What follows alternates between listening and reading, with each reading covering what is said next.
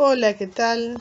Bienvenidos a este video. La idea de hoy es trabajar con la subjetivación, es decir, las condiciones que hacen posible que una persona se haga sujeto, es decir, que pueda percibirse a sí misma, que pueda interactuar con el mundo externo, que pueda hacerse consciente de su historia, que pueda operar con esa historia y generar modificaciones y ajustes a la realidad, que pueda percibirse a sí mismo en las interacciones que tienen los otros, ¿no? Es decir, podríamos agregar un montón de otras condiciones que son importantes en la posibilidad o en la condición de ser sujeto. El texto con el que voy a trabajar, porque bueno, a ver, explicaciones acerca de la subjetividad hay desde, no sé, los inicios de la historia, incluso de la filosofía, ¿no es cierto?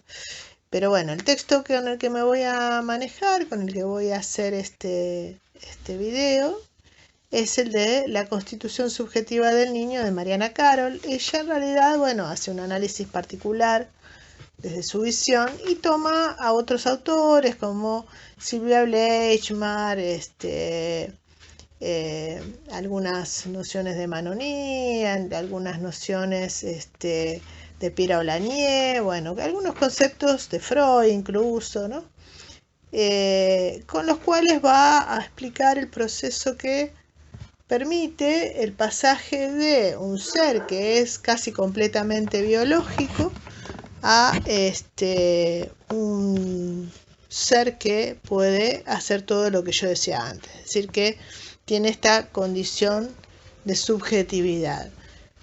Lo anuncia como, bueno, un proceso complejo, ¿no? Donde se van dando una serie valga la redundancia, ¿no? Procesos que negociaciones, porque va a intervenir la pulsión, porque va a intervenir el sentido, la posibilidad de significar, ese significado primero va a ser sostenido por el otro, después va a poder ser autodeterminado, ¿no? Siempre en una autodeterminación que va a tener como trasfondo o sostén el sistema de significación cultural al que el sujeto pertenece, ¿no? Pero bueno, lo que va a explicar es este pasaje de lo que ellos llaman infants, de cría o de cachorro humano, o sea, esta condición bien biológica, ¿no? De ser un cachorro humano a la condición de subjetividad. Por eso, bueno, alude, en realidad esta pregunta ha sido una pregunta, como yo decía antes, que, no sé, desde el 1700, quizás antes, se viene tratando de explicar cuáles son las condiciones, qué es lo que hace que seamos humanos. Si existen, bueno, en alguna de las preguntas es si existen o no instintos en el ser humano. Bueno, esto se niega desde el psicoanálisis, lo que se dice es que hay pulsiones. Entonces, si no hay instinto que haga de sostén, de un sostén básico y una red, digamos, de contención básica sobre la cual después todo ser vivo se adapta y aprende, ¿no? Cualquier ser tiene algún grado de memoria que le permite adaptarse a la realidad, y bueno, guarda esta información en su memoria y le permite interactuar de manera más efectiva con esa realidad. Pero el ser humano no tiene, o sea, tiene memoria, tiene procesos de adaptación como todo ser vivo, pero no tiene instinto, por ende no habría esta posibilidad de contar con esa red básica heredada que permitiría hacer algunas interacciones. Entonces va a hablar en alguna parte del texto de la condición de prematurez, que la había analizado Freud, después la retoman otros psicoanalistas, y esta condición de prematurez tiene que ver con que nace justamente sin red de contención biológica, sin una red de contención que le permita operar con algún grado de eficacia. Por supuesto que, como yo decía antes, todo sujeto aprende y se adapta, todo ser vivo aprende y se adapta, y en teoría es cada vez más eficiente en ese ambiente en el que se va desarrollando. Pero bueno, cuenta al inicio, digamos, cuando arranca, de cierta habilidad para hacerlo. Nosotros podemos ver, no sé,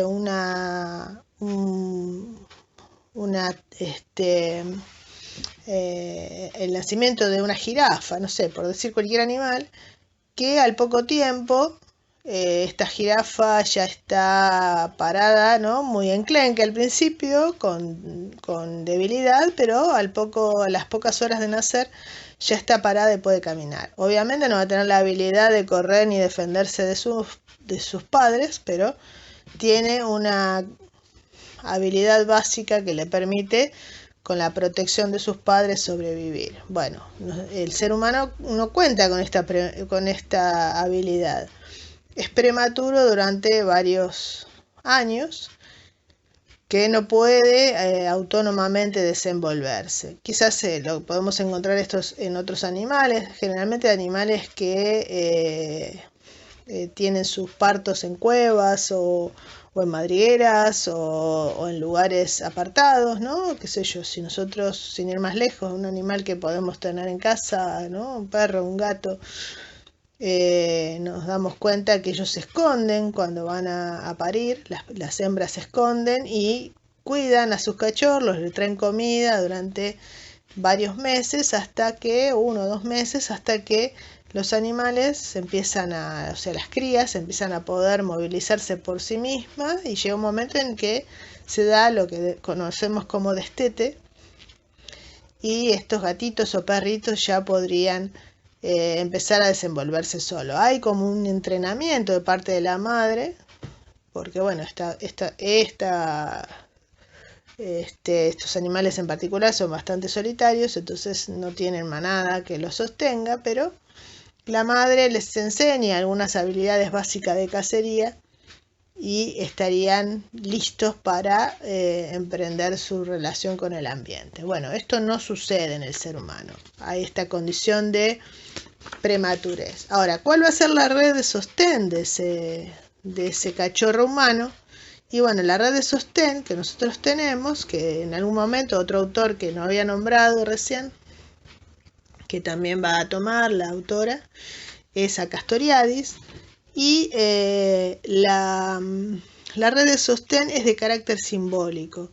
Por eso la mayoría del texto se la va a pasar hablando del lenguaje y del pasaje, ¿no? De algo que es de orden biológico a algo que es de otro orden, dice, ¿no? Este otro orden es el orden simbólico, es el orden que va a subvertir de alguna manera esa primera relación de necesidad y satisfacción de la necesidad, o de saciedad, supongamos, del hambre, ¿no?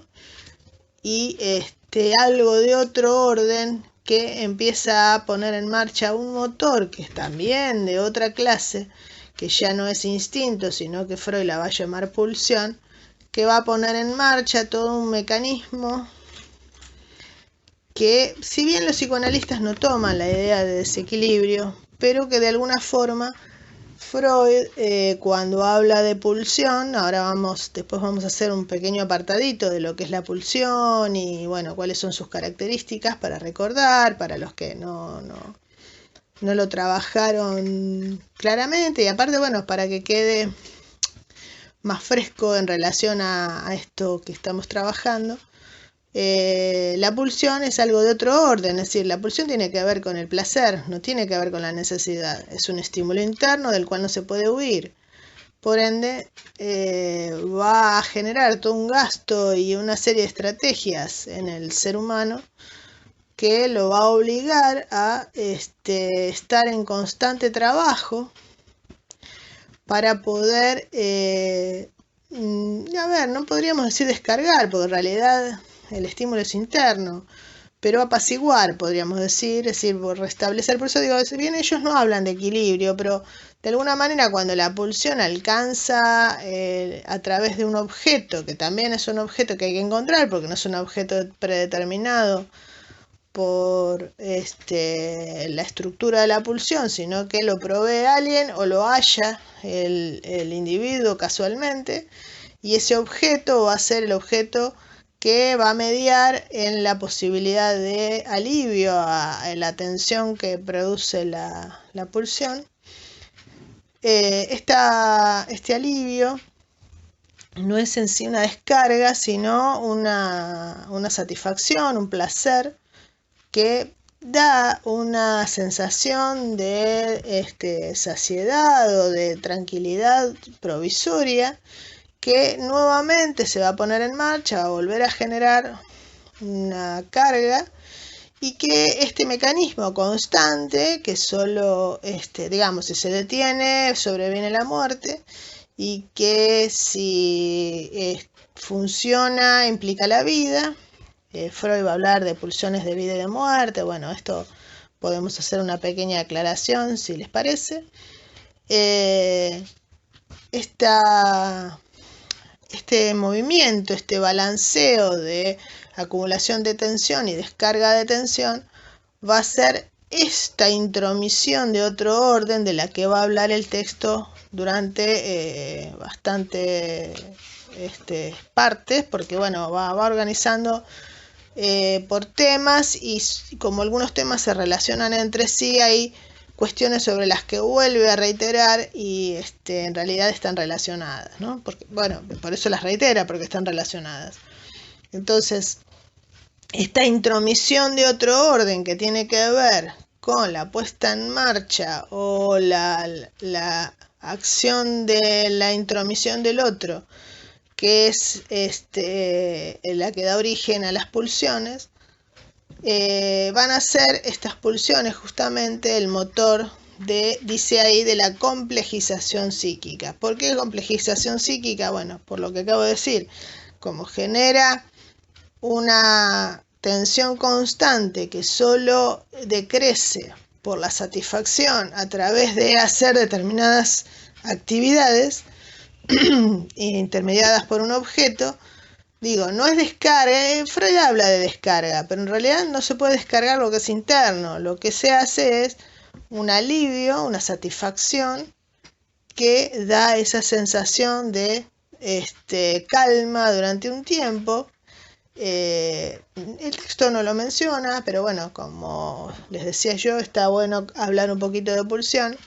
En realidad, esta calma es lo que Freud en la segunda tópica, o bueno, a partir de 1920, cuando empieza a hablar de un más allá del principio del placer, que sería este vaivén, tensión-descarga, ¿no? O tensión-satisfacción, es el principio del placer.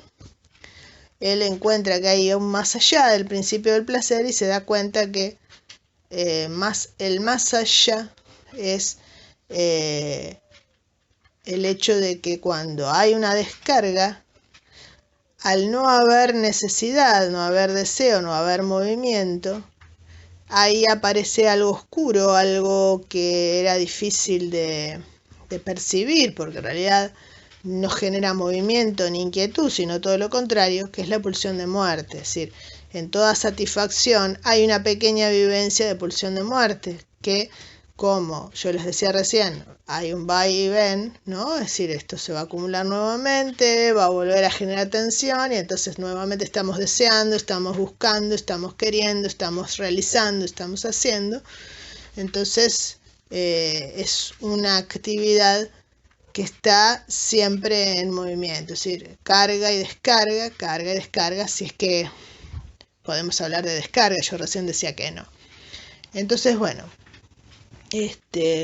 vamos a hacer un pequeño esquemita de lo que sería la pulsión y hablar un poco de pulsión, la primera teoría de la pulsión, la segunda teoría de la pulsión y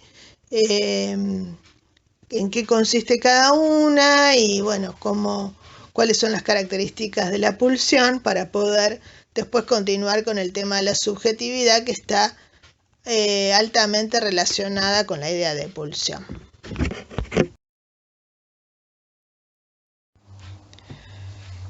Bueno, como decía recién, y bueno, vamos a ver ahora un pequeño esquema.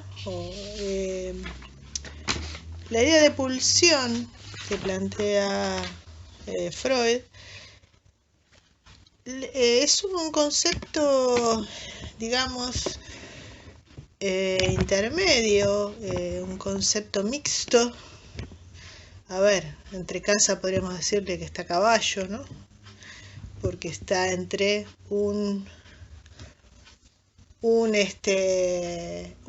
legalidad y otra, porque es un concepto mixto entre lo simbólico y lo biológico.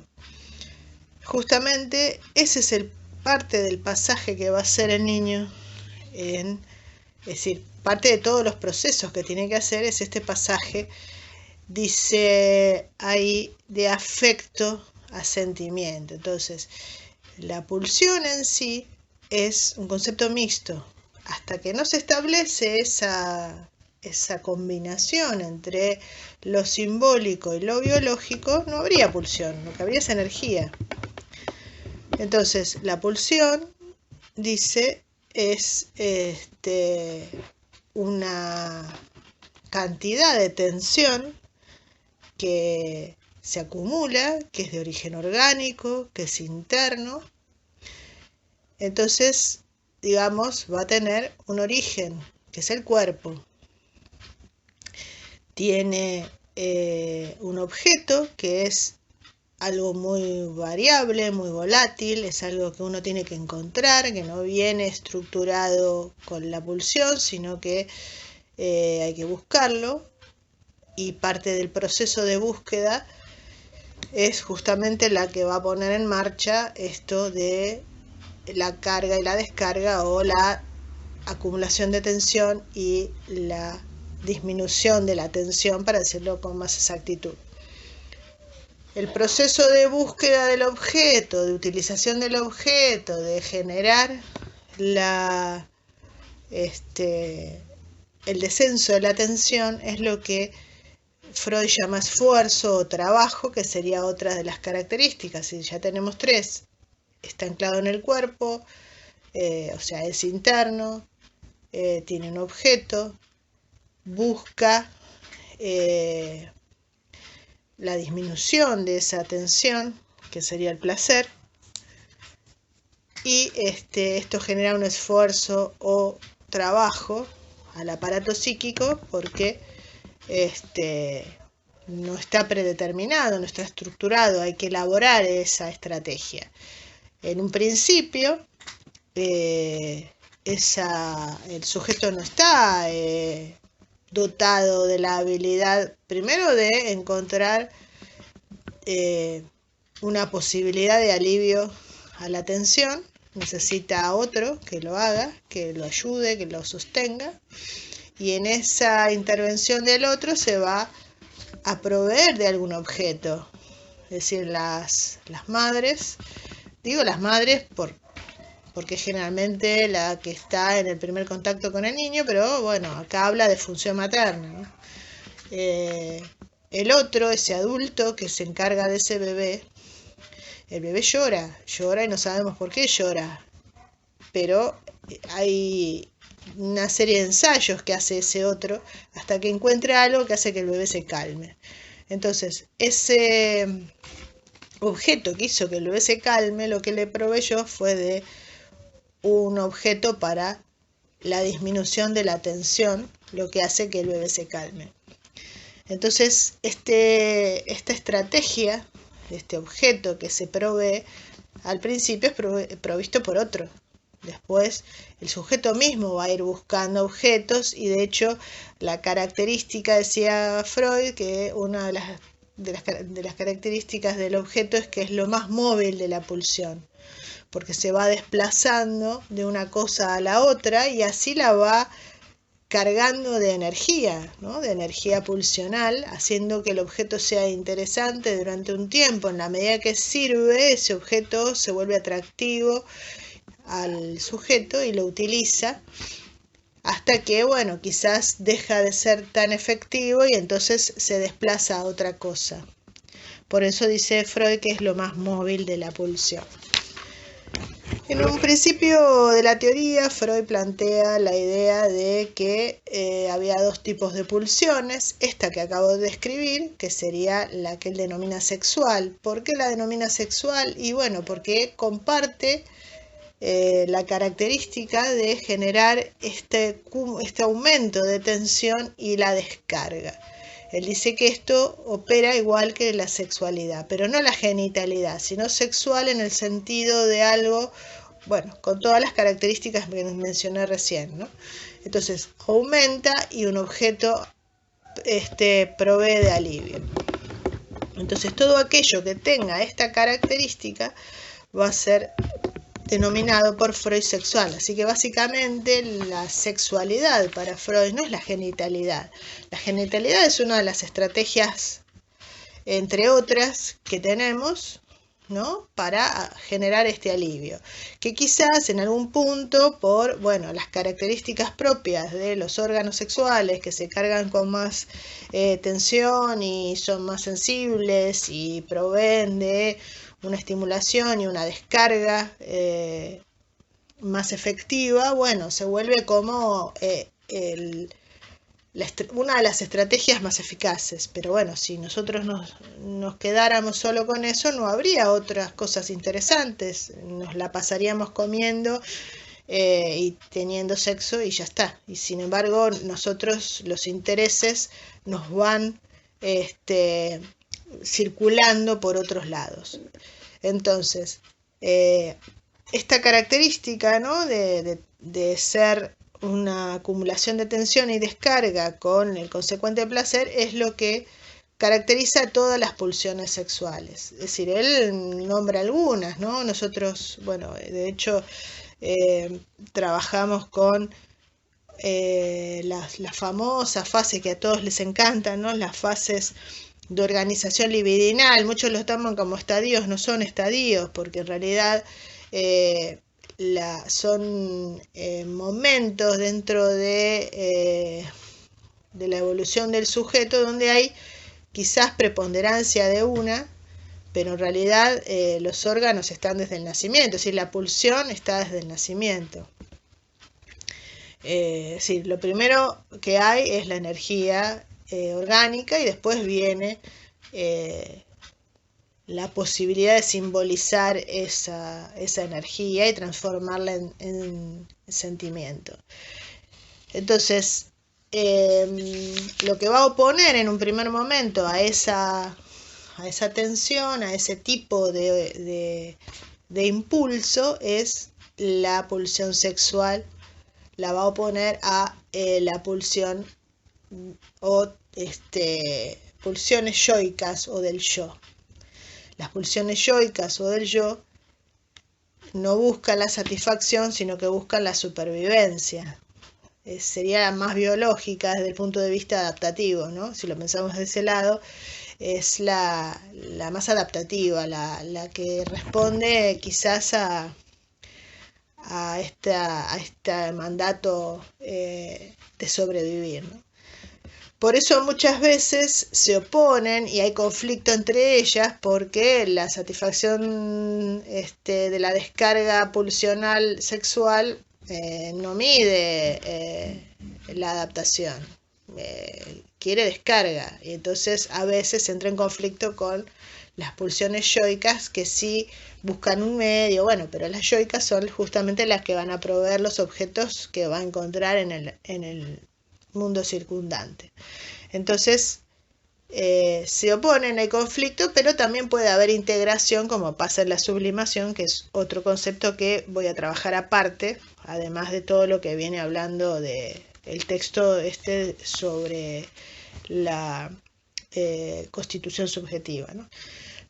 Pero como decía hace un rato, esta división de pulsiones o clasificación en pulsiones sexuales y del yo o yoicas, llega un momento en que no le alcanza porque él se da cuenta que hay un algo más, hay un más allá, algo mudo, ¿no? Que no se puede sentir, no genera inquietudes, movimientos, que es lo que él desarrolla en un texto que se llama justamente Más allá del principio del placer, que es la pulsión de muerte. Entonces la clasificación va a quedar, estas dos que mencionábamos recién van a ser las pulsiones de vida y la otra la pulsión de muerte. En este texto no se trabaja mucho la cuestión de la pulsión de muerte, sino que lo que estamos viendo todo el tiempo es el pasaje de la energía puramente,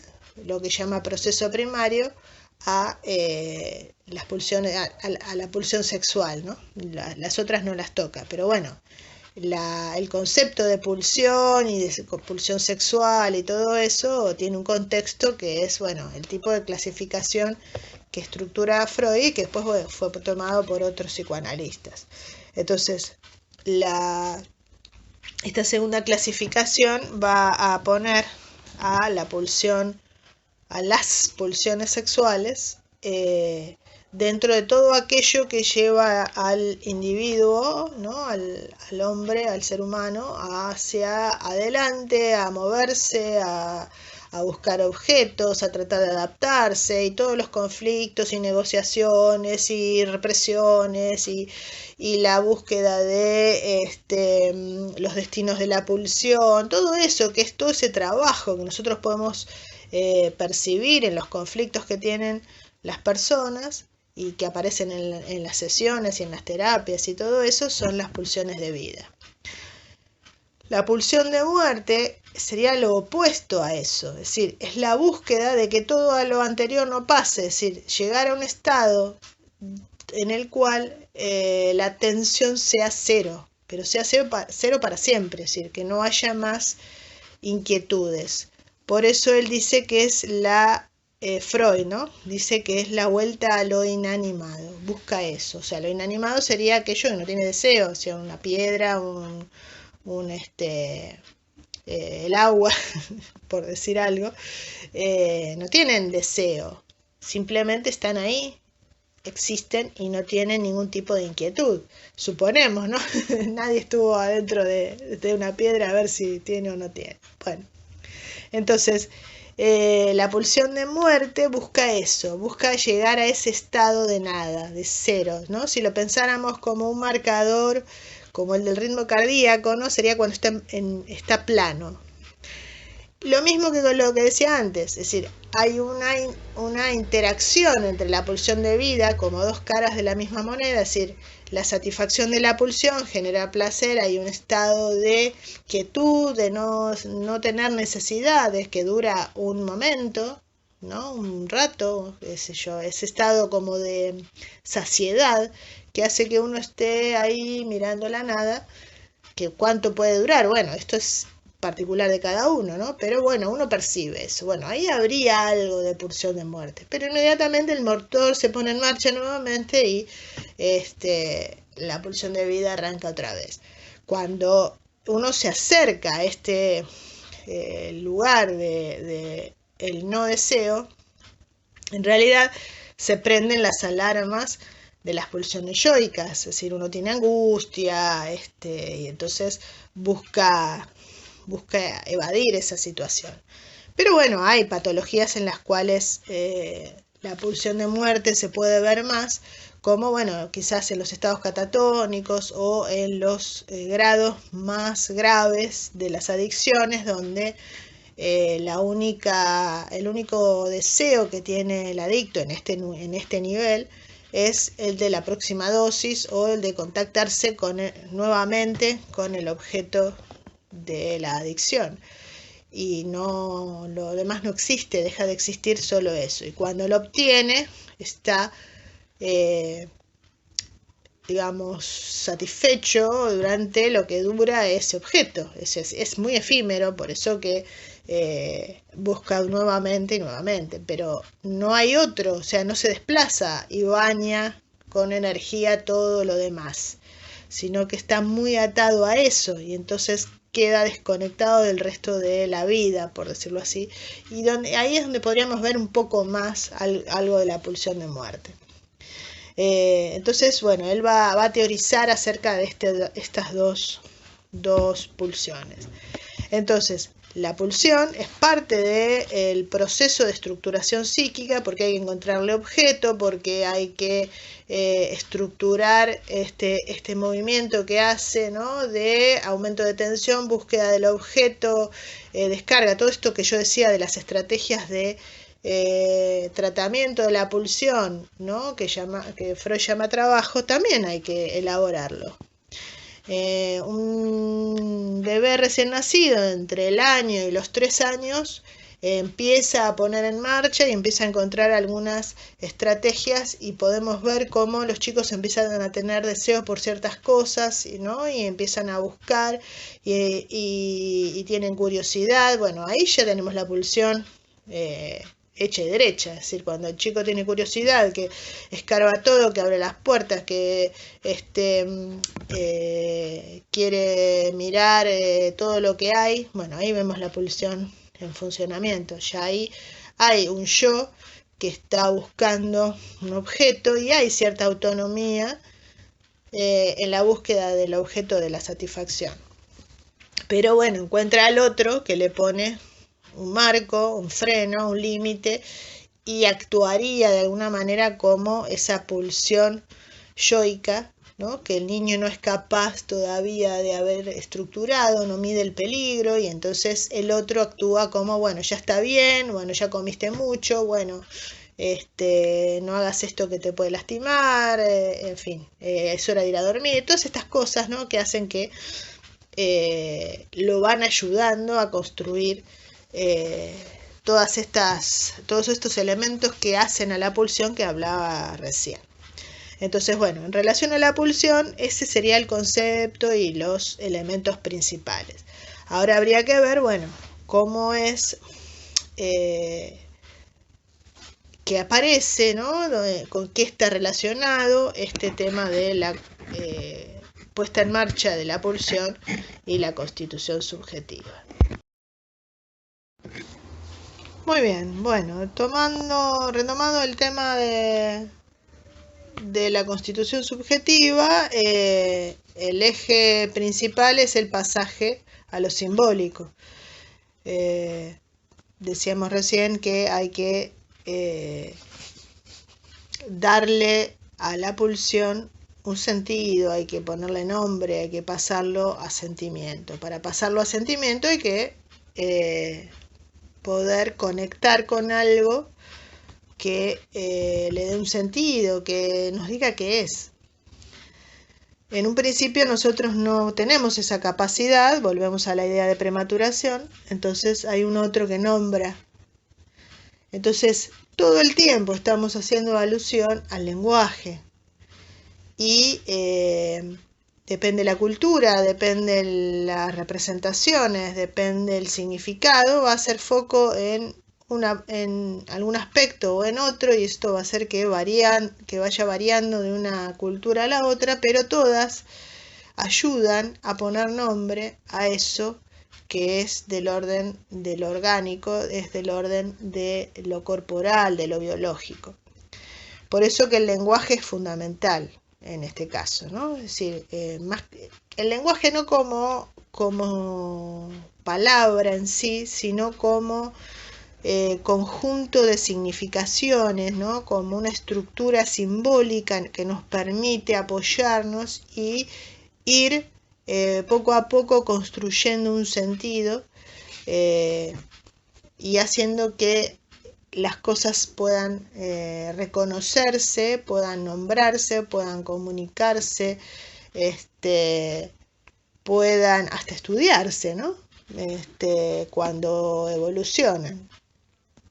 Entonces, bueno, parte del proceso de subjetivación está en la posibilidad de hacer esto, ¿no? Yo decía recién, bueno, uno necesita de ese otro que le dé nombre, que reconozca el sentimiento en el otro por semejanza, por conexión psíquica, por deseo, y va a reconocer en ese otro una necesidad, un estado de ánimo, algo, y lo reconoce como humano, ¿no? En una semejanza, reconociéndolo como sujeto humano, lo puede interpretar de alguna forma. En realidad vamos a ver después que no es que lo interpreta, sino que lo codifica, lo violenta, dice Pierre Aulagnier, porque, bueno, decide qué es lo que le pasa. Pero bueno, es lo que hay, es lo que se necesita, de hecho. No se puede dejar al otro suelto o abandonado en el vacío, ¿no? Hay que poder nombrar y hay que poder reconocer primero desde un lugar de otro, para que después el sujeto se pueda hacer cargo por sí mismo de esos sentimientos o de eso que sería el sentimiento, lo que le sucede, poder nombrar, poderlo reconocer, todo esto que decía recién. En el psicoanálisis, Freud a esto lo denomina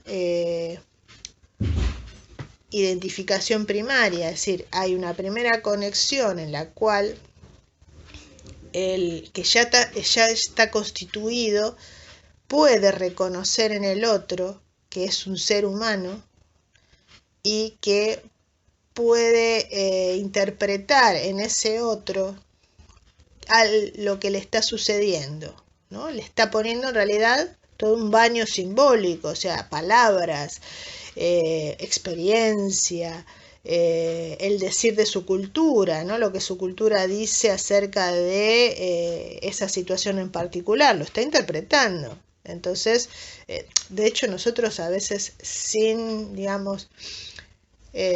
reconocer en el otro un ser humano, a veces humanizamos a seres que no son humanos, ¿no? Con los perros, los caballos, los gatos, a veces, bueno, las aves, a la tortuga, qué sé yo, uno le interpreta y le coloca sentimientos cuando en realidad no los tienen, sino que habría que interpretarlo desde la lógica propia de la especie, ¿no es cierto? Sin embargo, nosotros tenemos todo ese bagaje simbólico cultural que nos hace reconocer en el otro cierta intención, cierto sentimiento, cierto lenguaje, cierto malestar, ¿no? Un montón de cosas que todo esto que yo estoy diciendo en realidad son palabras, es algo que la experiencia y mi cultura me dicen que ante tal situación yo tengo que interpretar determinada cosa.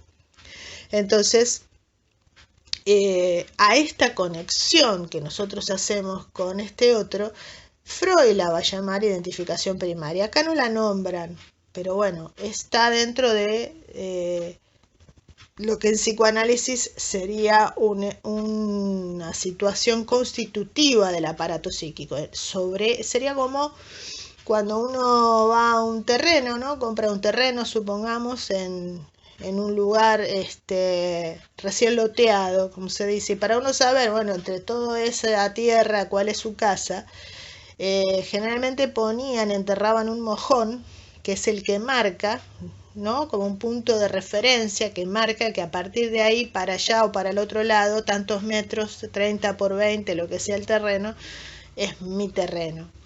Entonces ese mojón no es cualquier cosa, parece un pedazo de piedra o de cemento enterrado en la tierra, pero no lo es un sentido, es un significado, es un referente. Es decir, el valor que tiene ese objeto material es algo simbólico, porque nosotros de ahí para allá y de ahí para allá, supongamos para el norte o para el sur o para el oeste, tenemos 20 por 30 que es nuestro terreno. Entonces, la constitución subjetiva funciona parecido, es decir, la identificación primaria sería ese mojón a partir del cual se van a poder establecer todas las otras identificaciones que van a darle identidad al sujeto. Que uno diga, ay, se parece al padre, hace eso como la madre. Bueno, Todas esas otras identificaciones son secundarias. Entonces, esa primera conexión que tiene este otro con el niño, un otro que tiene que estar constituido, ¿no? Decía yo recién. Bueno, ahí al interpretarlo, al ponerle nombre, al reaccionar ante la situación, suponiendo que pasa tal cosa, lo está codificando. Por eso el lenguaje siempre, el lenguaje en tanto acervo cultural y de sentidos, es fundamental. Constituye al otro. Entonces menciona a dos autoras, ¿no? Y hace como una especie de paralelismo entre sus teorías. Habla de Sibla Bleichmar, que habla de del cachorro humano o cría humana, y Pierre Olanier, que habla de infants, es decir, serían semejantes. ¿A qué se refiere esto? Bueno, el cachorro es el hijo de una determinada especie, es su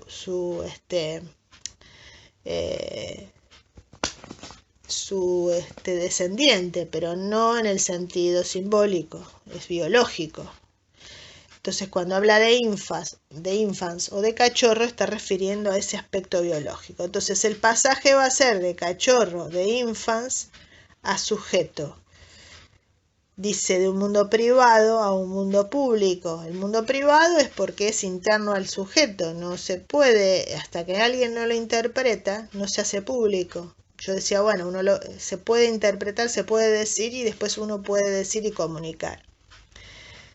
Y más adelante de un universo endogámico, porque al principio vieron que a los bebés solo los entiende la familia, la abuela, la madre, la hermana, los que lo cuidan, ¿no? El chico bababú y uno mira a la madre o al que está ahí a ver qué me está diciendo. Bueno, el otro es el que lo entiende. Bueno, en la medida en que el chico se va apropiando del lenguaje, que va haciéndose cada vez más autónomo, va a poder ir más allá de lo familiar, conectar con el mundo externo, y de hecho debe hacerlo para poder desarrollarse. Por eso va a pasar de un mundo endogámico a un mundo exogámico. Entonces, bueno, todo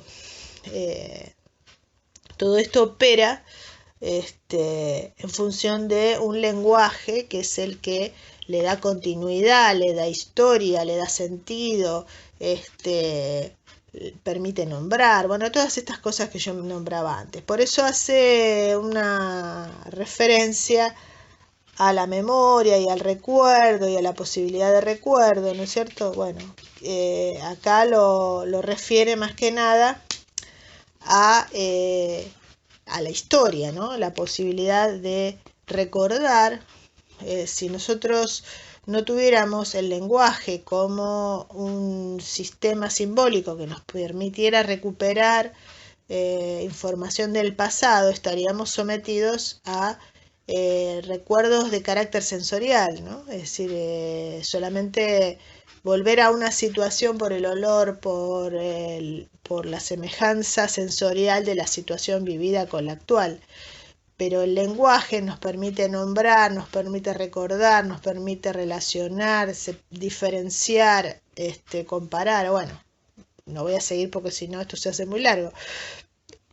Todo eso es a través del lenguaje. Pero bueno, hay un primer periodo en el cual el niño todavía no tiene tanto dominio del lenguaje como para poder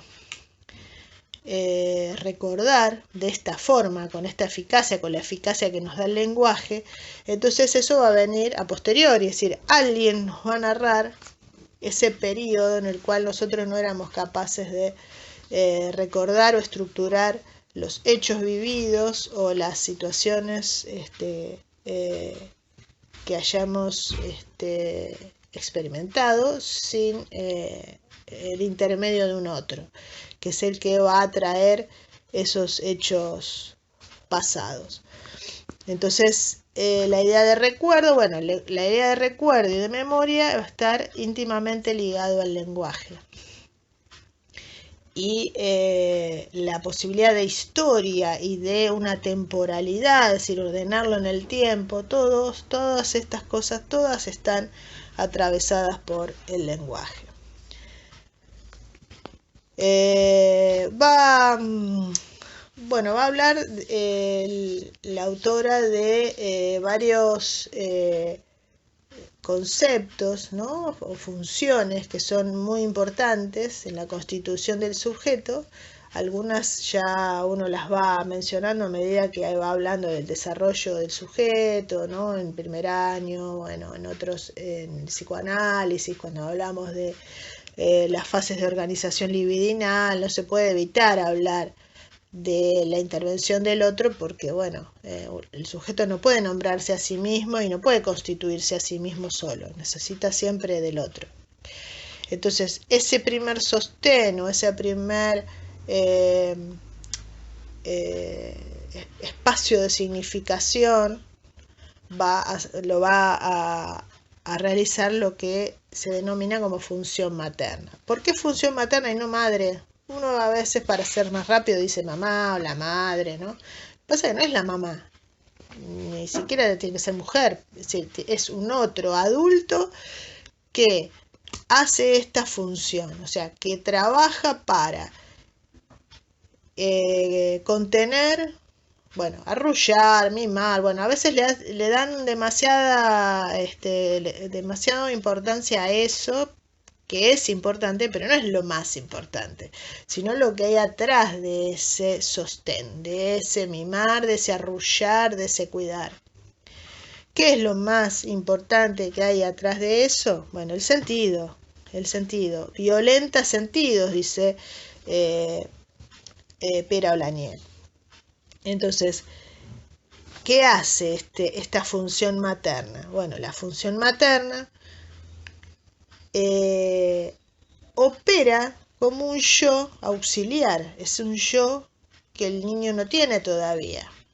Si pensamos en el psicoanálisis, la teoría de Freud, en su segunda tópica, va a decir que el yo no está desde el origen como pensaba él cuando elaboró la primera tópica, sino que el yo es secundario, porque lo que hay en un primer momento es el ello. Entonces, ¿de qué estuvimos hablando hasta ahora? Cuando hablábamos de la pulsión, de que no tiene, de que es pura energía, que no tiene estructura, que no es sentimiento, sino que, bueno, todo ese momento estuvimos hablando del ello.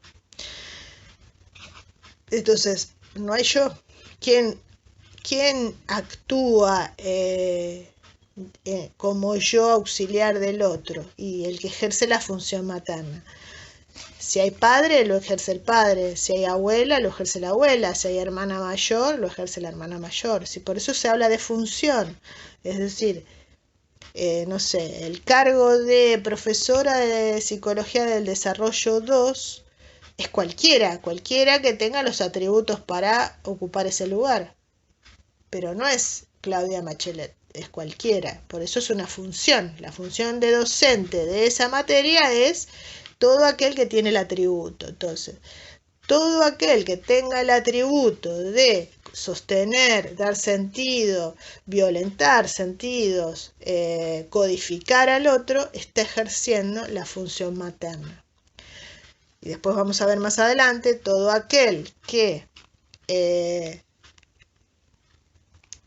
termina esta primera relación tan íntima y dependiente entre estos dos sujetos, que viene a decir, bueno, ya está, de ahora en más el niño puede darse sentido por sí mismo, es la función paterna, que a veces la ejerce la misma persona dice, bueno, ya está, ya es grande, ¿no? Lo voy a dejar que vaya a la casa del amiguito, lo voy a llevar y lo voy a dejar con la abuela porque ya es grande, aunque por dentro esté con una preocupación bárbara y qué sé yo.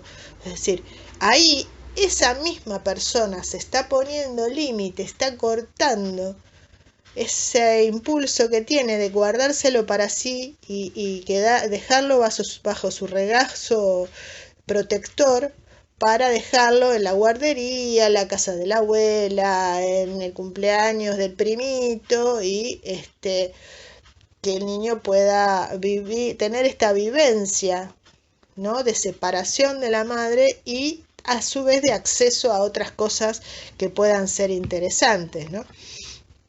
Yo me acuerdo cuando lo llevaba a mi hijo, que fue el primero que tuve, así que fue mi primera experiencia, a los cumpleaños. Yo iba toda preocupada pensando que iba a llorar y encima llegaba y lo primero que hacen es anotarte el teléfono por si las dudas, que le pase algo, que llore, qué sé yo, bueno. Y entonces yo me quedaba mirándolo así y él se daba vuelta y me decía, chau mamá, y se metía y hasta la hora de irlo a buscar no tenía noticias de él. Entonces, bueno, ahí ya yo había tenido ese acceso a dejarlo, pero él ya había de alguna manera incorporado la función paterna porque estaba dispuesto a tomar de ese mundo externo algo que iba más allá de lo endogámico, ¿no? Recién hablábamos de que era el pasaje del universo endogámico al universo exogámico. Entonces eso lo hace la función paterna. Y dice, ¿no?, que no es biológica, sino que es simbólica. Bueno, todo por esto que yo decía recién, ¿no? No tiene que ver con la madre o el padre biológico, sino con aquel que tiene los atributos para ocupar ese lugar. Entonces, sí, el arrullo, el canto, la alimentación, el amamantamiento, es importante la contención psicológica, ¿no? En general, justamente esta función materna tiene esta característica del contacto cuerpo a cuerpo, o sea, la pulsión y lo orgánico está muy fuerte en esta instancia.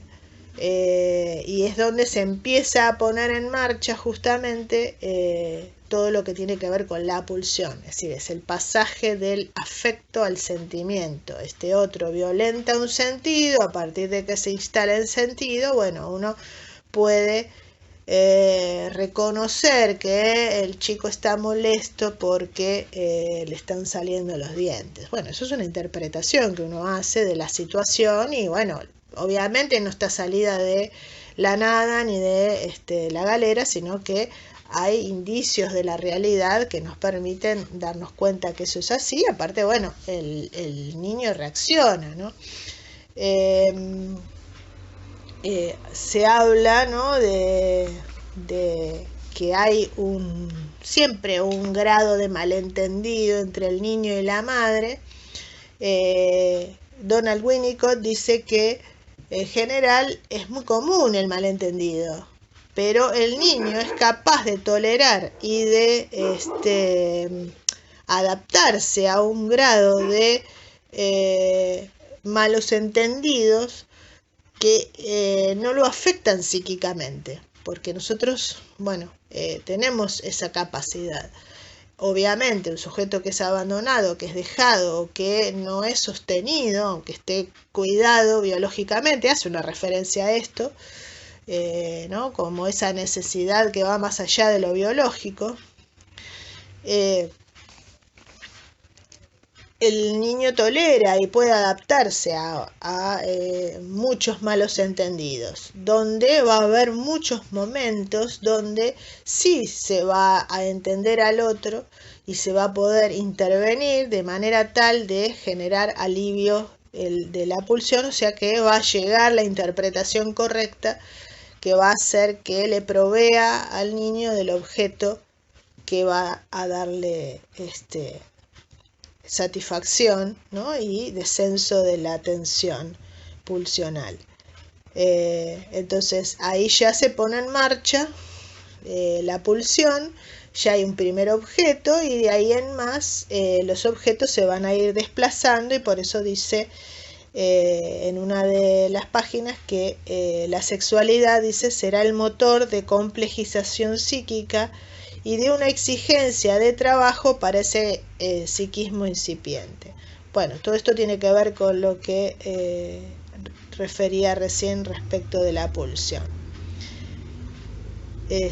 Con respecto a esto, bueno, Sylvia Bleichmer dice: en los comienzos de la vida psíquica, el otro, el semejante, hace circular algo que no se reduce a lo puramente autoconservativo, algo que tiene que ver con la sexualidad, en tanto representaciones ligadas al placer que no logran una evacuación en la medida en que no son inevacuables porque no se satisfacen con los objetos de la necesidad que el semejante ofrece. Es decir, sería el salto de la necesidad a la pulsión, porque en realidad muchas, es decir, por ejemplo, el hambre se transforma de algo que es puramente ligado a la necesidad a lo que tiene que ver con la pulsional, es decir, se sexualiza. Una vez que se sexualiza, se convierte en algo para la satisfacción, no solamente para la necesidad,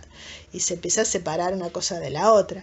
Por eso dice que instala algo de otro orden, y una vez que se instaló algo de otro orden, como tiene que ver con la satisfacción, va a generar todo este esfuerzo de trabajo que hace que la psiquis tenga que complejizarse y evolucionar para construir diques, estrategias,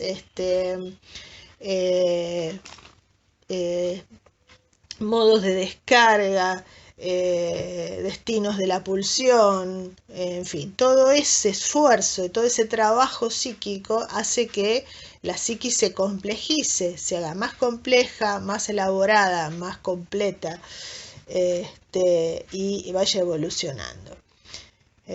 Por eso es que es fundamental entender, por eso lo expliqué antes, la diferencia entre estímulo y pulsión, porque si fuera un estímulo se cancela y ya está.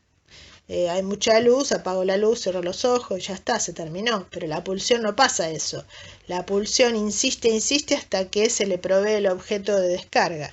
Entonces, el vínculo con el otro va a ser el que va a poner en marcha esto, el que le va a dar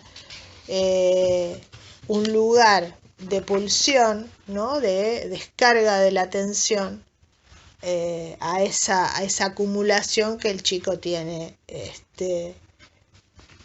en su cuerpo, ¿no? Y va a generar la satisfacción, y después va lo que genera este plus, digamos, decir, bueno, qué bueno que estuvo eso, ¿no? Y de querer repetir. Entonces, por eso no me acuerdo ahora en qué página o en qué parte, da el ejemplo del bebé que después de haber mamado se queda chupeteando, ¿no? Evidentemente no alcanza, o sea, alcanza la satisfacción biológica, es decir, ya comió, ya está alimentado, pero ese placercito queda, ¿no? Y ese placercito después, bueno, y no alcanza ahora solo con chupetear el chupete o el trapo o el dedo, lo que el bebé tenga. Después busca otras cosas. Y así es como, gracias a esa energía que se pone en marcha y que parece que no se satisface del todo, va a ir buscando otra cosa, y así conoce el mundo, ¿no? Entonces, bueno, por eso decíamos que el que ocupa ese lugar, ¿no? De poner en marcha la pulsión, de dar este sostén y de violentar sentidos, es la función materna. La violencia primaria es la que le violenta todos estos sentidos. Si esto perdura o se excede y digamos sigue interviniendo cuando en realidad debería el sujeto poder nombrar por sí mismo o auto significarse, por decirlo de alguna manera, ahí ya hablamos de violencia secundaria, ¿no? Qué sé yo, un ejemplo sería cuando el niño llega a la escuela y uno le dice, ay, bueno, ¿qué hiciste el fin de semana? Y el chico se queda duro mirando y la madre habla por él, ¿no? Y ahí habría violencia secundaria. Con respecto a eso, bueno, hay varios filmes que se pueden mencionar donde vemos la violencia simbólica. Bueno, es una violencia simbólica, ¿no? Pero digo, la violencia secundaria es con ese, entonces digo una palabra por otra. Por ejemplo, en El Cisne Negro se ve, ¿no? Donde ya debería haber palabra propia y estrategias propias y la salida exogámica y el lugar del otro, siguen interviniéndose o violentándose los sentidos y los significados de esta función materna. Bueno, la función paterna, además de generar este tope, este límite, esta posibilidad, abrir la posibilidad de que el otro, al separarse de esta primera dependencia, pueda tener voz propia y palabra propia, es lo que Freud denomina la castración. En realidad es el complejo de castración. Entonces, este corte o esta castración duele porque, bueno, implica un duelo, implica un abandono, el abandono de un primer lugar de conexión muy fuerte, muy significativa y muy placentera, donde, bueno, uno se siente cobijado, el otro le dice las cosas, le dice lo que necesita, lo que le hace bien, lo que hace mal, y tiene que salir de ese lugar, ¿no? Por eso yo hablaba del regazo protector, ¿no? Y decir, bueno, lo dejo en la fiesta de cumpleaños, ante todos los peligros que pueden acecharlo ahí en ese cumpleaños. Eso, ahí hay un corte, es un corte que duele, por eso Freud lo llama castración, implica un pequeño duelo, es una separación, ¿no? Bueno, cada uno por ahí, el chico no sé si es capaz de conceptualizarlo. Digo no sé porque hay chicos que a veces le ponen palabras a esto, ¿no? Pero no, es raro porque se da a una edad muy temprana. Pero el adulto sí, a veces, ¿no? Ay, ya se puso grande, sí, va a empezar jardín, ay, sí, ya no está conmigo todo el día, no me pregunta, bueno, es decir, uno puede dar cuenta de ese momento en el cual el chico se desprende, ¿no? Y puede conectar con el mundo. Por eso dice el texto que es como una anticipación al mundo exogámico. A ver, ¿por qué anticipación? Y porque el chico tiene 4 o 5 años, no es que se va a ir de la casa, pero sí se empieza a interesar por cosas que van más allá de lo que la madre le ofrece. Por ahí la madre le ofrece, no sé, jugar a la pelota o ir al patio, qué sé yo, y el chico le gustan los libros y la madre no tenía los libros ahí, pero no se los dio efectivamente. O le gustan los jueguitos, le gusta un programa de televisión que en realidad no es que se lo ofrecieron específicamente. Es decir, el chico empieza a poder tener voz propia y conectar con ese mundo externo, ese mundo exogámico que va más allá de esta primera función materna, ¿no? Por eso es una anticipación. Después en la adolescencia debería poder hacer el corte y no solo tener voz propia, deseo propio y cierta autonomía particular, sino que debería poder tener un proyecto de vida propio. Entonces, en todo este proceso, ¿qué es lo que se constituyó? Y el yo, porque el yo es justamente el que si lo tomamos en términos de Freud, es el que conecta con la realidad, ¿no? Lo que caracteriza al yo es el principio de realidad. Entonces, el principio de realidad se instaura a partir de que parte del ello conecta con la realidad, empieza a buscar adaptarse a esa realidad y ahí ya tenemos la disociación entre pulsiones de pulsiones sexuales y pulsiones yoicas. Por eso que el texto hace bastante hincapié en toda una parte acerca de el yo como la instancia fundamental que da sentido, que se conecta con la significación. Es la que conecta con la realidad, la que conecta con la cultura y puede aprovechar de las herramientas simbólicas que le provee el medio para poder dar sentido a sus cosas, a su vida, a sus sentimientos, y también encontrar objetos para el placer, para el interés, para el desarrollo, ¿no es cierto? Y todo esto, bueno, siempre operado a través del lenguaje, que es la herramienta fundamental que permite todo esto.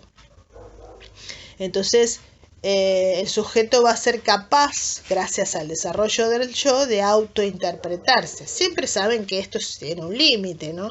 Hay veces que uno no sabe qué le pasa. Bueno, si uno genera angustia además. La angustia está relacionada con este límite, ¿no? Y la angustia siempre está en el yo. La percibe el yo y el yo pone en marcha mecanismos para protegerse de la angustia. O la borra, o cambia de tema, o reprime, o pone en juego algún otro mecanismo de defensa, ¿no? Pero el que interpreta el peligro, el que interpreta la angustia, siempre es el yo. Por eso es el que da el sentido. Bueno, a veces uno no sabe lo que le pasa, pero la mayoría del tiempo el yo trata de evitar, por eso el yo tiene como característica, además del principio de realidad, es la búsqueda de la coherencia, ¿no? De tratar de que no suceda esto, de que no sabe qué le pasa, que no puede dar sentido a algo, porque entonces aparece algo de eso que pasaba antes, que era el puro ello, donde no había sentido. El ello no tiene sentido porque no es simbólico, sino que es orgánico, es tensión, es energía pura y no está simbolizada. Entonces, el desarrollo del yo es el que permite justamente esa operación de significación por el sujeto mismo. La función materna va dando este sostén hasta que el yo emerge por sí mismo y puede mostrarse desde sus propios significados, y lo que hace la función paterna es resignificar esto, dándole estatuto de legalidad social. Es como que dijera, bueno, todos aquellos significados que se les fueron provistos, los límites, las prohibiciones, los sentidos que se les fueron provistos por parte de la función materna, no están sacados de la galera, no son un delirio y un invento de esta persona o de la que ejerció esta función, sino que pertenecen a la cultura.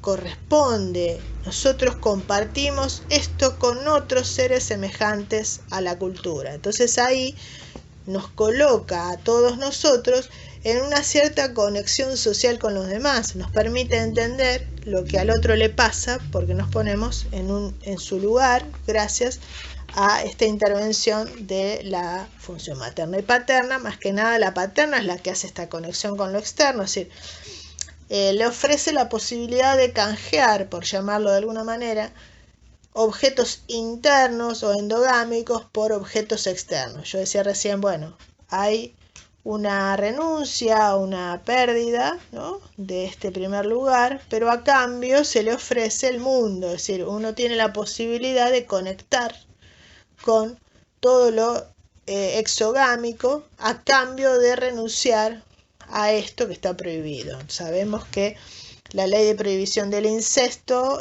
según Lévi-Strauss, es universal. Todas las sociedades tienen a alguien que está prohibido. Y entonces esta prohibición es la que obliga al psiquismo a despegar de ese objeto del que dependía originariamente y va a generar la necesidad de reemplazo, ¿no?, de búsqueda de otros objetos que van a estar en el mundo externo, ¿no?, en el mundo social, y entonces nos permiten trasladar energía libidinal de lo interno a lo externo. Por eso va a hablar después de catectizar o de colocar libido en esos objetos del mundo externo. Si no, lo social no nos sería interesante, sería algo que nos sería indiferente. Quedaríamos siempre conectados con lo interno. Lo único importante e interesante sería lo interno, ¿no? Es interesante cómo cada sociedad resuelve esto, ¿no? por ahí nosotros estábamos hablando, bueno, ahora es el momento de las series, ¿no? Con todo lo que está pasando. Y bueno, la última serie que estaba como con mucho éxito era poco ortodoxa, ¿no? Y ahí veíamos cómo esa sociedad resuelve todo, ¿no? La salida exogámica, es decir, todo está regulado por la Torah y le dice, es decir, responde ante las preguntas y ante lo exogámico a través de la ley. Otras sociedades lo resuelven de otra manera, ¿no? Una sociedad tribal quizás lo resuelve a través de un rito de iniciación que va a responder ante, bueno, las preguntas de, bueno, cómo se da la salida exogámica y a través de qué mecanismos nosotros ahora pertenecemos a la sociedad y dejamos de pertenecer a la familia. Entonces ahí es donde en ese eje, en ese pivot, ¿no? Es donde se juega el proyecto identificatorio, porque justamente yo hablaba de la identificación primaria, ¿no? La identificación primaria sitúa este primer mojón, ¿no? Es esa marca inicial que es un punto de referencia. A partir de ahí, a través de toda la historia que el sujeto puede ir construyendo por sí misma y recuperando a través de lo que le aportan los otros adultos o personas que ya está constituida, va a poder construir una historia de sí mismo, sus propios significados, va a poder enunciar su propio proyecto, su propia identidad, poder decir soy tranquilo, me gusta el fútbol, soy hincha de River, qué sé yo, todas estas cosas que hacen a que uno se pueda nombrar a sí mismo, sería lo que se denomina el proyecto identificatorio. Que bueno, obviamente al estar atravesado por lo cultural, siempre va a tener connotaciones relacionadas con la propia cultura, ¿no? Si es hombre, si es mujer, bueno, uno se ubica de acuerdo a la trama de significados y de conductas esperadas que esa sociedad le provee. Con mayor o menor rigidez, la sociedad va a proveer un patrón, una trama. Yo decía trama porque patrón me resulta muy rígido, ¿no? Y en realidad en el texto hablan acerca de la libertad que tiene el sujeto de hallar su propia singularidad o su estilo, por decirlo así, dentro de esa trama simbólica, porque bueno, volviendo al ejemplo de poco ortodoxa, no son todos los judíos iguales. Es decir, dentro de esa trama donde uno la ve tan rígida, ¿no? Y tan estructurada, no son todos iguales. Hay distintas personalidades, distintos estilos, distintos roles, ¿no? Uno trabaja una cosa, otro trabaja otra cosa. Es decir, que cada uno dentro de esa trama que parece tan rígida ha encontrado la posibilidad de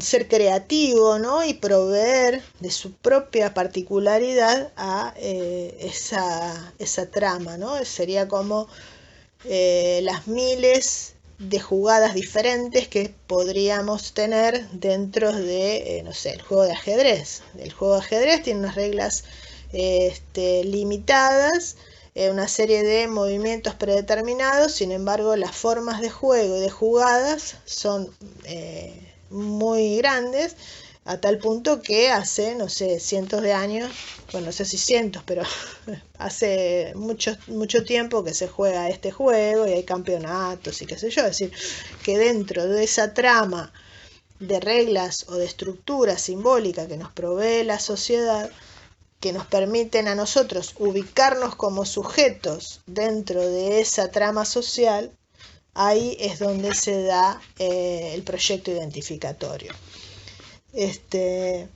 Entonces, ¿dónde se va a instalar esto? Y se va a instalar parte en el yo, es decir, donde uno empieza a adquirir rasgos que le dan un estilo personal, ¿no? Que le dan identidad, y partes en el ideal del yo, que van a ser ese espejo al cual uno aspira a llegar, que debería haber una distancia entre el yo y el ideal del yo, porque justamente habla de proyecto, no habla de identificación. La identificación es un elemento que se incorpora como propio, que en realidad era de otros, por decirlo así. No es una copia, sino que es hallar algo interesante. Cuando uno encuentra algo interesante en otros, porque ya es mío, es decir, hay narcisismo puesto ahí.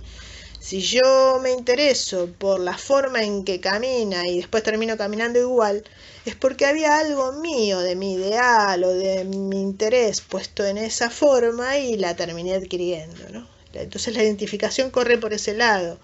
Está bien, uno lo toma de otro, pero había algo mío en ese otro por el cual yo lo terminé adquiriendo. A ver, uno no termina incorporándolo de manera tal de que después se sorprende decir, ¡ay, igual muevo las manos igual que mi mamá! Bueno, ahí hubo identificación, pero de lo que habla en el proyecto identificatorio es algo que se lanza hacia adelante en un no haberlo alcanzado y que lo va a llevar a la búsqueda de alcanzarlo. Por eso que el proyecto identificatorio tiene mucho que ver con el ideal del yo. No sé si ustedes recuerdan que el super yo, ¿no?, de Freud, ya habíamos hablado del ello, habíamos hablado del yo, y dentro del yo, cuando se produce la prohibición del incesto, la salida del complejo de Edipo, se divide ese yo, queda partido en dos, y una parte va a seguir siendo el yo, esa parte que se conecta con la realidad, principio de realidad, todo lo que decía antes, de significación y todo eso, y otra parte se va a distanciar y se va a ubicar en el lugar de, por un lado, el juez, digamos, las reglas culturales, las normas, ¿no?, todo lo que está permitido y prohibido y qué sé yo, pero también va a guardar un lugar de imagen, que es el ideal del yo. En realidad es un sistema. A veces Freud lo toma como sinónimo y en otros textos lo toma como algo separado, como un sistema compuesto por dos cosas: la regla, la norma, los principios de moralidad y el ideal. El ideal sería, si yo cumpliera con todo eso, ¿cómo sería? Decía, el propio yo, por eso es el ideal del yo, el propio yo trasladado a ese lugar teniendo todos esos atributos que el super yo propone como algo a cumplir. Entonces, por eso es un proyecto identificatorio. Si yo me identifico, uno no es que toma todo, va haciendo un filtro, va tomando algunas cosas. Por eso hay personas que le importan más ser elegantes y a otros les importa más usar bien el vocabulario y a otros les importa más el qué dirán, y así podría nombrar muchos ejemplos más. Porque su proyecto identificatorio corre por diferentes lugares. Todos pertenecemos a la misma trama social, pero vamos tomando algunas cosas a las cuales le ponemos más energía pulsional, más libido, y entonces hacemos que eso nos resulte más importante, ¿no? Y cuando no cumplimos con eso, ¿qué pasa? Bueno, la autoflagelación, ¿no?, el castigo del super yo. Por eso Freud lo plantea como separado. Si fuera parte de lo mismo, ¿cómo podría una parte castigar a la otra? No, es decir, ya en la forma en que lo estoy diciendo nos damos cuenta que hay dos partes. Una parte castiga a la otra. Si es todo lo mismo, no podría haber una parte que castigue a la otra. Entonces, para postular la existencia de la autoflagelación, tiene que haber una parte que flagela y la otra que es flagelada. Entonces, el super yo toma energía masoquista o sadomasoquista del ello, la transforma. Acá estamos con la sublimación, sublima energía del sadomasoquismo y lo transforma en algo moral, y entonces se produce una autoflagelación moral. No hiciste eso, qué mala que sos, no hiciste aquello. Bueno. Entonces, ahí vamos viendo cómo se va componiendo la personalidad y cómo la personalidad, es decir, los rasgos que adquiere un sujeto, están muy atravesados por lo cultural, pero de una manera novedosa, de una manera particular, singular, cómo el sujeto ha resuelto todos estos conflictos que se le han ido atravesando y cómo va conectando y va dándole más importancia o menos importancia, los va instalando en su aparato psíquico, ¿no? Va a hacer que tenga un rasgo diferente unos de otros, ¿no? Entonces, de acuerdo a cómo carga de libido estos objetos sociales, es como se conecta con ese medio social y con qué cosas se siente más afín, ¿no? Y así es como carga de libido ese mundo externo. Por eso, después a lo último, cuando reflexiona sobre la escuela, dice que la escuela, si bien viene por la línea de la función paterna, porque en realidad ubica al sujeto como uno más en el mundo, es decir, desde la ley, y no desde sos el único el nene de mamá, sino como un individuo dentro de la sociedad y respondiendo a la sociedad, debería tener, ahí habla, ¿no? Como yo lo planteo como tensión, ¿no? Entre lo conocido, que debería tener algo de lo familiar, porque hace una especie de crítica a esto de la segunda mamá y todo eso, que no debería ser así, pero que algo de lo familiar tiene que haber, porque si uno no puede conectar nada, todo lo que me están diciendo no tiene para mí ningún sentido. Supongamos, no sé, que yo fuera a estudiar a otra, no sé, a otra sociedad, una sociedad tribal, con los rasgos propios de esa cultura. Es decir, yo no tengo manera de conectar porque es tan distinto a mí que yo no puedo darle sentido y para mí resulta totalmente absurdo muchas de las cosas que están haciendo. Entonces no puedo conectar. Entonces la escuela no debería pasar ni eso, ni tampoco que sea la segunda mamá y que sea más de lo mismo, ¿no? Debería estar en esa distancia óptima, ¿no? Entonces, con esta constitución del yo y con esta conexión con lo social, es que se conforma, dice acá, toma un poco Castoriadis y toma otra vez a Pilar Lanier, dice la conformación de la ciudadanía, ¿no?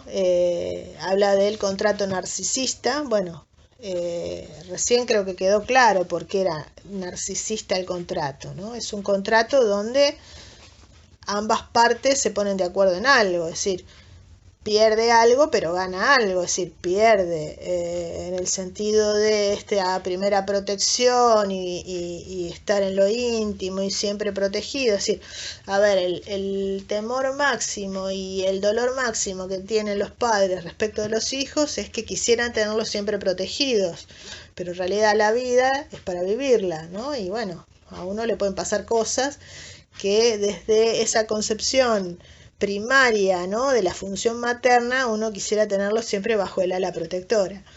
Pero la vida es para, bueno, enfrentar los desafíos que tienen, sufrir por esos desafíos, pero también sentir placer por haber superado el desafío y ahora me siento Gardel porque, bueno, ahora tendría que decir Messi, ¿no?, porque es más moderno.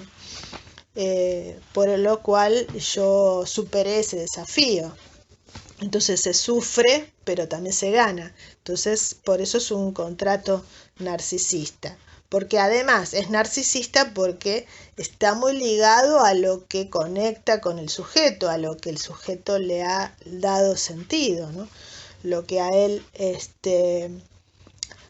le resulta afín, lo que le resulta importante. Que por supuesto también es construido de acuerdo a las experiencias, las vivencias, con qué cosas ha ido conectando, qué objetos de los que se le ofrecieron fue tomando como propios y quizás los otros los descartó o los dejó en segundo plano. Bueno, en toda esta construcción siempre está el narcisismo. Si el narcisismo, ¿qué quiere decir el narcisismo? Bueno, nosotros todos tenemos una energía. Si la energía está puesta en el yo, toda en el yo, es todo narcisismo. Parte de esa energía narcisista se coloca en los objetos. Siempre tiene que ver con el narcisismo, porque tiene que ver con, uno pone la energía en los objetos que le resultan interesantes a ese yo. Entonces también es narcisista. Pero gracias a esa energía que ponen en esos objetos se vuelven interesantes. Si no, son indiferentes a lo sumo. Porque si uno los odia, también puso energía agresiva quizás, ¿no? Pero a veces, ¿no? Como dicen, esto está un poquito en Freud cuando habla del pasaje a lo contrario como destino de la pulsión, ¿no? Vieron que uno dice del amor al odio hay un solo paso. Bueno, porque hay conexión, hay catexia, hay energía libidinal en esa conexión de odio, ¿no? Me parece repugnante la historia hasta que un día resulta que era interesante. ¿Cómo puede ser? Y bueno, la conexión estaba. Había que hacer la vuelta a lo contrario. Entonces, bueno, voy tratando de seguir el texto porque, bueno, es la forma en que ustedes seguramente se conectan con este tema, siguiendo el texto para que queden los conceptos principales explicados. Bueno, después hay otra parte donde habla de la diferencia entre transmisión y tradición, que tiene que ver con esta posibilidad de hacer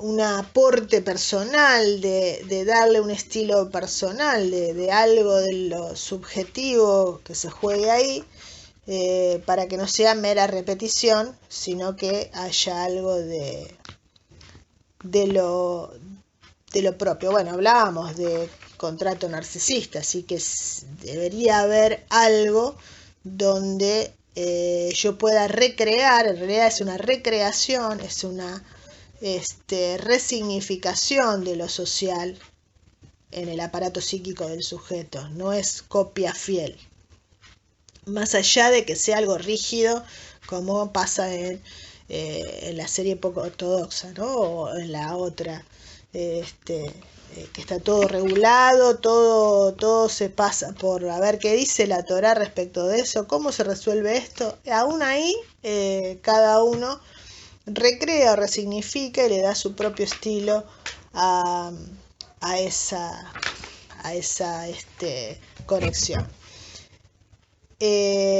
Bueno, si algo de esto no se da, si estamos hablando de constitución subjetiva, así que si esto no se da porque falla lo social o fallan las dos funciones, porque ahí hace alusión a la pareja parental, pero en realidad si estamos hablando de función, son los adultos que se encargaban de ejercer la función, no tuvieron los atributos suficientes, no pudieron instalar algo en el otro, y entonces este sujeto, yo, se constituye fallidamente o no se constituye directamente, ¿no? Entonces, bueno, tendríamos, por ejemplo, todas las patologías del espectro autista, ¿no? Bueno, algunos de estos casos los trabajamos desde películas como El salvaje de Averon, que es con el que inicia el texto, o a otro, el caso de, bueno, todos los casos de los niños ferales, ¿no? Estos chicos, los niños lobo, todos estos casos donde, bueno, la pareja parental, bueno, ahí no existió, fue una naturaleza muda en la que estuvieron, o con un lenguaje que no da sentido, que no organiza, sino que es tan desarticulado que ese yo no se puede constituir. Pero bueno, de esto lo habría que analizar cada una de las películas o de las situaciones o de los materiales como para entrar en detalle en cómo se dio en cada uno. Las dos opciones que da el texto son, bueno, la falla funciones, materna y paterna, para dar sentido a ese yo, o la falla, o sea, la trama de lo social no puede, no llega a lograr establecer ese contrato narcisista, porque resulta caótico, habla de barbarie ahí, ¿no? Como algo que no tiene lógica, o no, o es no aporta sentido, no establece trama, sino que hay agujeros allí. Entonces, bueno, de acuerdo a esto, hay distintos tipos de patologías asociadas. Bueno, si no se constituye psíquicamente, yo decía recién, bueno, todas las patologías del espectro autista, del espectro de la psicosis, bueno, son patologías graves, porque estamos hablando de la constitución del sujeto. Entonces allí no habría constitución del yo. Ya cuando lo que falla es la constitución, digamos, del super yo, entonces ahí estaríamos hablando por ahí de sujetos perversos, o de sujetos psicópatas, ¿no? Donde el yo está constituido, conecta con la realidad, pero el super yo es el que está fallido, ¿no? Pero siempre estamos hablando de patologías graves, digo, más que nada cuando falla la constitución del yo, porque el yo es el que le da sentido al sujeto. Así que, bueno, se hizo largo, muy largo este video, pero espero que haya sido claro, haber podido decir. Yo me extendí en algunas cosas que el texto no dice y algunos conceptos que son importantes, y quise traer algo más sobre Freud, y entonces se extendió más de la cuenta, pero bueno, espero que les resulte útil. Y bueno, la ventaja de esto es que uno puede volver y volver y volver todas las veces que quiera, pararlo, seguirlo escuchando, y entonces, como me dicen a veces, esto es Bachelet 24/7. Bueno, que estén bien, y espero que les haya aclarado. Hasta luego.